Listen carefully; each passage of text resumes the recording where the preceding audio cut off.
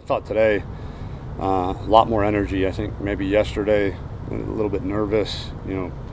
First practice jitters, one of those things. But we challenged them to go out there and have some fun, and let loose. And are we going to be a buttoned up outfit? Absolutely, is what I told them. But we're not going to be writing messages on our wrist tape and wearing wristbands around our knees and whatever, and pointing to the crowd and all that. But we're going to have fun with our teammates, and it's too hard. What we do is too hard not to have fun and make it fun every day. So I think they responded to that challenge, and I saw a lot more smiles on their faces.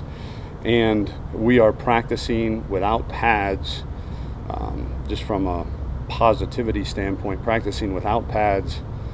I don't know, you guys always like me to quantify, like 10 times better than we did in the spring, and much better than any place I've ever been. So and that's attributed to the guys, I think, buying into going hard, but also the functional leg strength and hip strength that we have to stay up, and using our techniques and our hands, and that all ties together. So we're going really, really hard and really fast without pads on, and everybody staying up and staying injury free. Tom, what are you seeing from Patrick Vahe? He had a rough year last year, got sat down. And where's Patrick Hudson in his development? What does he need to do to take the next step? Vahe's great. Again, I mean, the worst position to go in shorts is offensive line, because there's no surface area to grab on the defensive line. You can't really, be physical without pads on. So. But Pat has had a great summer, and I expect when we put the pads on, we'll see more and more of that. He had a good spring too, so he's our starting left guard right now, and he'll be tough to beat out. Patrick Hudson is a guy that I love being around. Great kid, hard worker. He's just he's a freshman, and the speed of the game is still pretty fast for him, but you want to talk about a guy that looks what they're supposed to look like and has all the physical tools. That's it. And he's got 1-2. He's got drive. He's just got to put all the pieces together and full speed action. Is he the strongest guy on the team? I don't know. I see. We to me, that's all relative. We do the pound for pound. There's a formula that factors in body weight into that equation. So I don't know. That'd be interesting. I got to ask Yancey who the strongest guy is pound for pound, but he'd be up there. I know that in just terms of total weight, yeah, he'd be up there. Puna would be another guy that's probably up there. Sticking with offensive line, what do you want at right tackle between Okafor and Nicholson? How are you kind of laid the groundwork for that just battle? Consistency,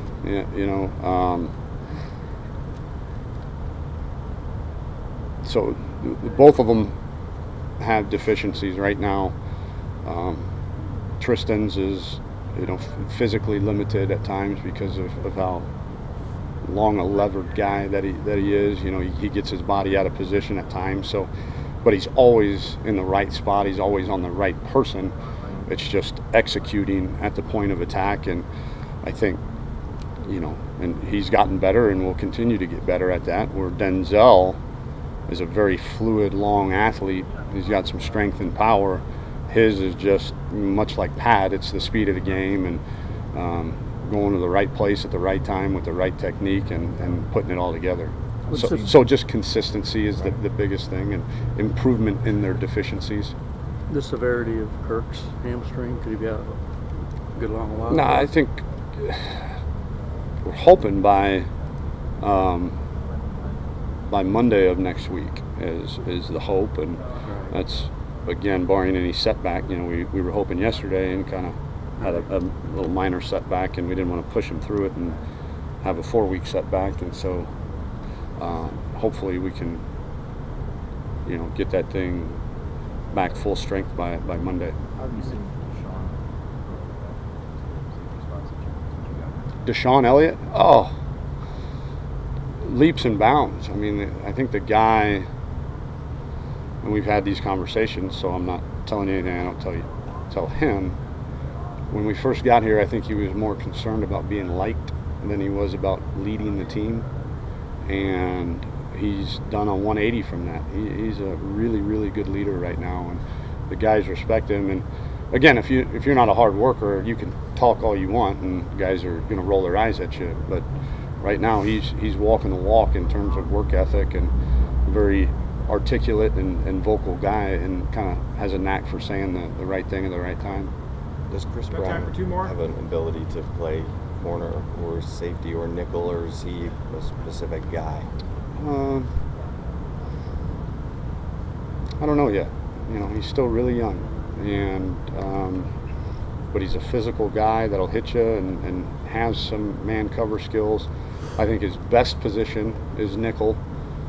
The problem is we got two really good ones in front of him right now in PJ and Antoine, and so we're going to have to, again, that safety room is pretty jammed up, and so if corner is the best place for him to see the field, we're certainly willing to do anything and everything we can. And you know, who's to say you can't go beat those guys out either? I mean,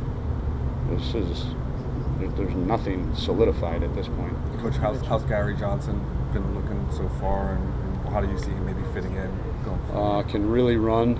I think, you know, he's sideline to sideline, blitz the quarterback kind of guy, and can do that. His practice endurance is not where it needs to be, you know, and that's to be expected.